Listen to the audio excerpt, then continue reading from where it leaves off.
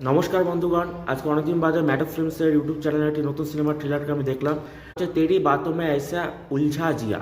তো সিনেমার নামটা অর্থাৎ টাইটেলটা শুনে আপনারা বুঝতে পারছেন যে এই সিনেমাটার মধ্যে একটা রোমান্টিক নেচারের একটা প্রভাব দেখতে পাবো আমরা। সিনেমাটায় অভিনয় করেছেন শাহিদ কাপুর আরিয়ানের চরিত্রে এবং কৃতি সানন সিফরাজ চরিত্রে। তো সিনেমার গল্পটা আমি যখন ফার্স্টে ট্রেলারটা আমি যখন দেখতে শুরু করলাম, তখন থেকে দেখাচ্ছে যে শাহিদ কাপুর একটা লয়াল রোমান্টিক নেচারের একটা ছেলে। সে একটা মেয়ের প্রেমে পড়ে, সে মেয়েটা হচ্ছে কৃতি সানন, যার নাম সিনেমাটা হচ্ছে সিফরা, ঠিক আছে। এবং তারপর তার সাথে ঘনিষ্ঠতা বাড়তে থাকে, তার সাথে একটা রোমান্টিক কমফোর্টেবল জোন তৈরি হয়ে যায়। তারপর সিফরাকে যখন শাহিদ কাপুর মানে আরিয়ান তার নিজের পরিবারের সঙ্গে ইন্ট্রোডিউস করাতে যায়, তখন সে জানতে পারে যে সিফরা আসলে একটি মানুষ নয়, সে একজন হিউম্যানয়েড অ্যান্ড্রয়েড রোবট, ঠিক আছে।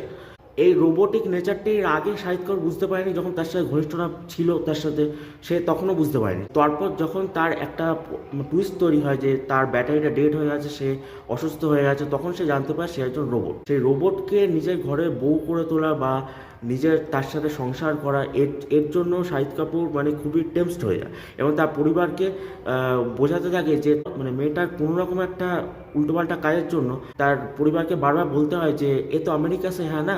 আর ওই জায়গাটা একটা কমেডির নেচারও থাকবে, আমি যে মনে করি সিনেমার ট্রেলারটা দেখে মনে করলাম, যেটা স্টোরি তাও এগোবে, ঠিক আছে। ওই রোবটটার মধ্যে একটা ভালোবাসা নিয়ে আসার একটা আলাদা একটা প্রচেষ্টা আমরা শাহিদ কাপুরের মধ্যে দেখতে পারবো এই সিনেমাটার মাধ্যমে, ঠিক আছে। এই সিনেমাটা মডার্ন একটু জেনারেশনের কথা ভেবে তৈরি করা হয়েছে, কারণ আজকাল এআই এর যুগ। সব জায়গায় আমরা দেখতে পাই AI maded auto tune, AI maded photo, AI maded video. So AI made রোবটও আমরা বাইরের দেশে চায়না ফায়না এগুলোতে দেখতে পাই। একবার প্রসেস করে দেওয়া হবে, সেই কাজটাই ও মানুষের মতো সব জায়গায় ঘুরে ঘুরে করবে।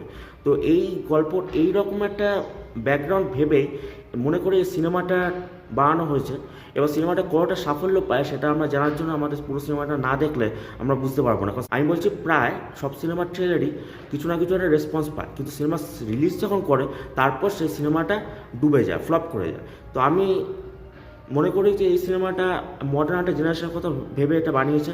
আর ম্যাডক ফিল্ম যতবারই সিনেমা বানিয়েছে, স্ত্রী বলো বা অন্যান্য যে অনেকগুলো সিনেমা বানিয়েছে, সেগুলো মানে খুবই মানে well plotted and well designated, আর পাবলিকের কাছ থেকে অলওয়েজ অ্যাপ্রিসিয়েশন পেয়েছে। তো এটাও মনে করি অ্যাপ্রিসিয়েশন পেতে পারে, সেজন্য আমাদের সিনেমাটা মুক্তি পাওয়ার জন্য অপেক্ষা করতে হবে। এবং আজকের জন্য এইটুকুই।